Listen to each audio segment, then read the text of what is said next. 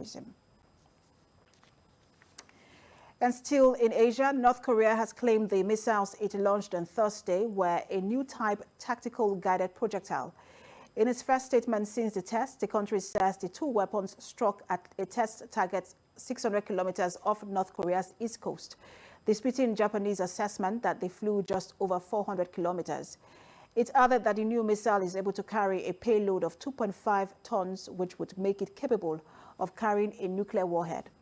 It was the country's first ballistic launch in almost a year and the first since Joe Biden became U.S. president. And Mr. Biden has said the U.S. will respond accordingly. The U.S., Japan, and South Korea have condemned the test. On the UN Security Council resolutions, North Korea is banned from testing ballistic missiles. And joining me now to discuss this recent provocation by North Korea is a global affairs analyst, Joshua Onyenwere. Good to have you join us, Joshua Onyenwere. When you look at this, I mean, for over a year, we've not seen this kind of provocation coming from North Korea. The last type of this provocation was in April last year.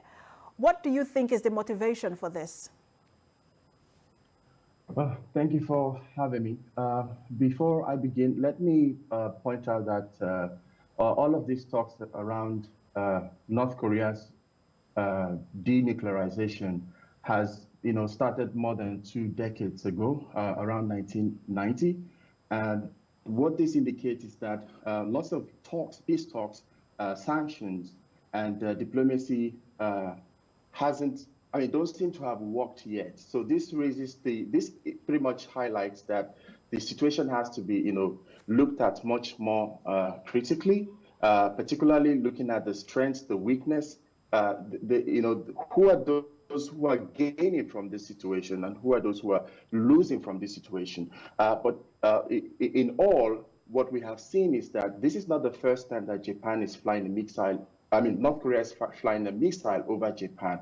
This is the 3rd time, all right? But what North Korea is aiming to achieve in this case, in this situation, which is a 180-degree, shift in narrative from the previous missiles that flew over Japan.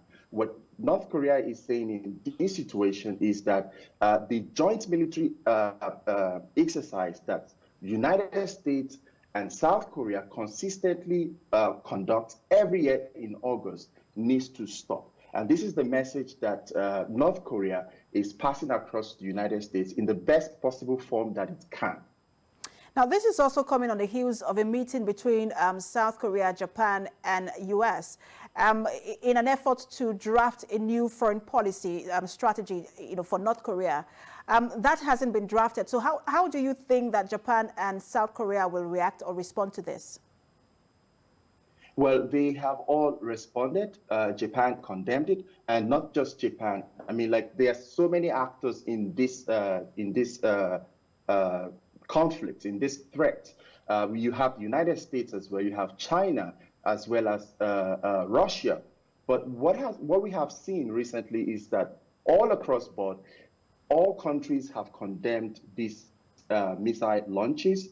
But surprisingly, in addition to condemning the threats, China has blamed the United States and South Korea as triggering or pressuring North Korea to taking this path of launching missile as a way to send a message to the meeting that the policy review that is going to be done in coming weeks by the United States, Japan, and South Korea.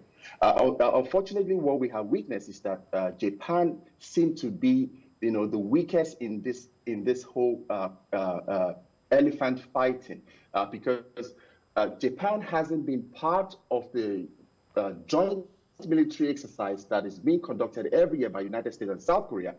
But Japan, on the other hand, hasn't stepped up its anti-ballistic missile system, so as against South Korea.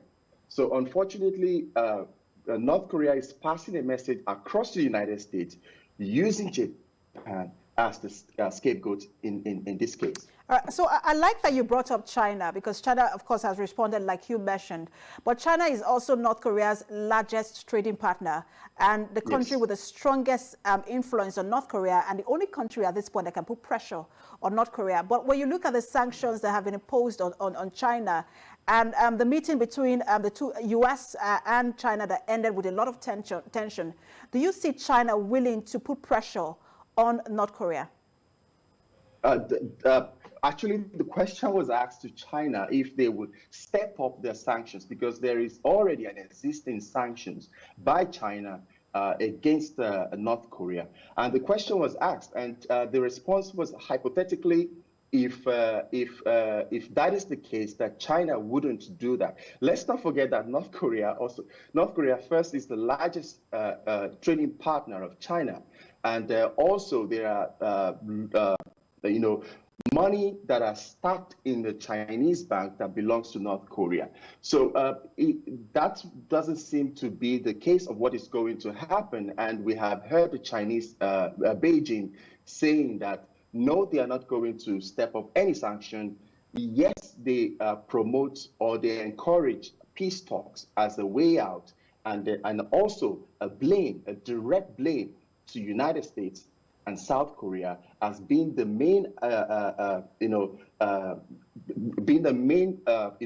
actors that are pushing for this conflict. But what is the possibility of resuming those talks, those peace talks you just talked about, for denuclearization? What is the possibility of resuming those talks with North Korea? Well, like I said earlier, this is not the first time. All of these talks started, all the way back, more than 2 decades ago. For North Korea, they already have said that United States should sit tight for a long ride, for the policy that they're going to be deliberating, that and also that it's not going to have any effect on them. But what is more important in this case is that, the peace talk is very essential, because if Japan has to, go all the way to, equipping itself with anti-ballistic missiles, the whole region, will become much more, volatile, and then you will have, arms race. So the best way out, which China has proposed, which also Russia, ironically has proposed, is peace talks must be brought back to the table. Whether or not North Korea will become a part of it is up for contention. It looks like for every conversation I have these days on foreign policy, I always ask, where does this leave President Biden? But again, I have to ask, because he's a key player here.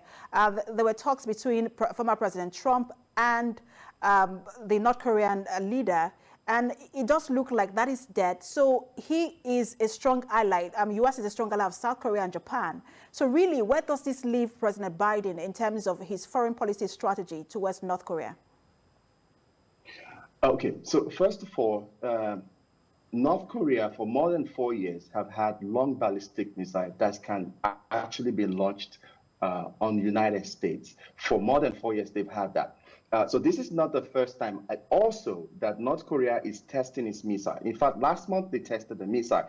I think even last weekend, Saturday, 2 missiles were tested, short missiles were tested. But why this is much more, pronounced and many people are talking about it, is because it flew over Japan. So this is, a direct threat. For Biden administration, I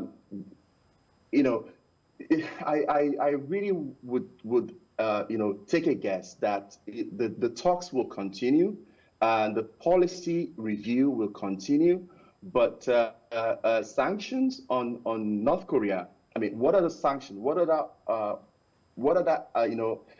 avenue do they have than the sanction, which has proven itself time and time again, failing time and time again. So the only option at this point is for peace talks, and also, look at the demands that North Korea is making, that stop the joint military exercise that you consistently conduct in South Korea every year. You are absolutely right on the part of the sanction. A lot of people also agree with you, and they say that, look, North Korea is not going to give up its nuclear weapons without a huge concession with the U.S. might not be willing to give. Global Affairs Analyst Joshua Onyenwere, thanks for talking to us. Thank you for having me. Let's take a break now. When the news returns, we'll